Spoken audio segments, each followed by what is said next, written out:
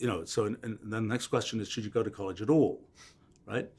And the answer is, if you want to do software engineering, techie stuff, I don't think going to college is, it's not, it depends on, it may be a life stage type thing that's worth going to college for that, having that experience in life, so to speak.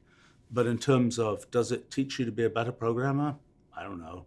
I know plenty of programmers who never went to college or went to college and studied something that had nothing to do with programming, never did a computer science course, and they are better programmers than the people. In fact, it's usually, honestly, it's a little bit of a bad sign sometimes when people say, I studied computer science, I did my 4 years, and now I'm a programmer. It's like, well, actually, many of the most sort of natural and talented programmers, don't need to go through programming school, so to speak. So I think that's, and I've seen, we've had a bunch of people at this company, for example, who have come to work here, without going to college, going to, some small amount of college and so on, and often very successful. And actually, one of the things that's ironic is that often those people have broader interests and knowledge than the people who've gone through the super fancy educational process. And, the people who've got PhDs and so on, now some of them have broad interests, and particularly the ones who end up working at this company. But sometimes it's like, I studied this for my PhD for 6 years, and now that's what I do. And that's the only thing I know about and care about. And so that's a very long answer to what might have been a simple question. And I think probably the answer is, it really depends a lot on the person, how they learn things, and what they're actually interested in, which, you unfortunately find an awful lot of kids these days who've gone through school, they've done really well, and you say, what are you interested in? I don't know, I don't really know what I'm interested in. And then they'll go through college and they'll do well in college, and they'll get to the end and they'll say, what am I going to do next? And maybe they'll go to graduate school, or maybe they'll go to the career fair and they'll see, who has the best candy, and then they'll be working for, big company X. And then, maybe they'll wake up a few decades later and say, oh, maybe I should have done something different.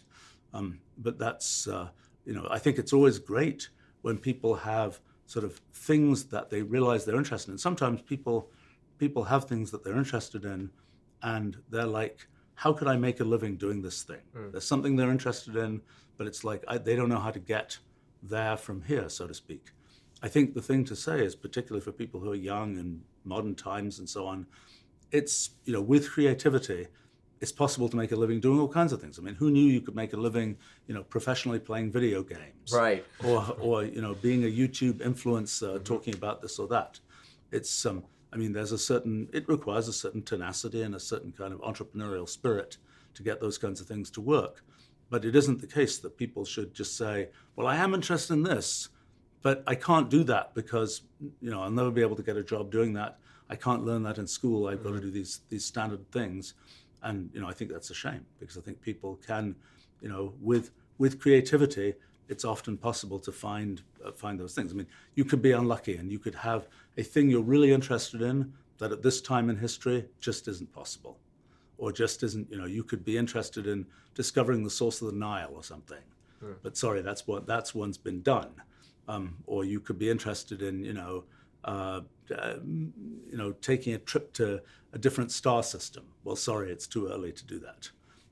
But usually there are, I think it's with a little bit of creativity, that's the problem to solve, so to speak. And I think that should inform what people study in college. Another thing I might comment about college, I'll make two, since you asked me about college, and since, first point is that in almost any large college, there are all kinds of interesting things to find to do.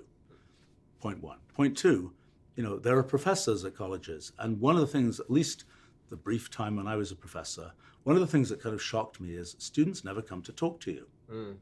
And turns out, maybe I was too horrifying a professor, I don't know. But students don't make use of, in many cases, the ability, professors, some of them may have a bad day, or maybe otherwise, maybe jerks, who knows. But most of the time, student comes in, has an interesting question, professor is going to be pleased.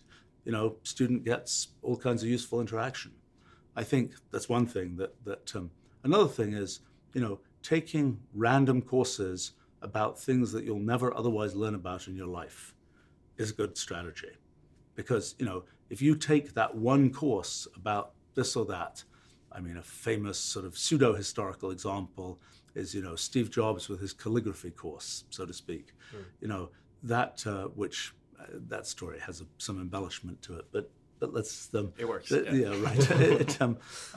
I think this point of there are things to learn in college that you'll never get around to learning any other time in life, probably. I've been lucky enough that I've done all kinds of different projects and all kinds of different things, and so I have gradually learnt all kinds of stuff about all kinds of different areas. It helps that my main life goal has been building this computational language that makes everything computable, so to speak, right. Which means that I kind of have a driver for learning about everything, so to speak. But that's an unusual case. Anyway, very long answer to what seemed like a simple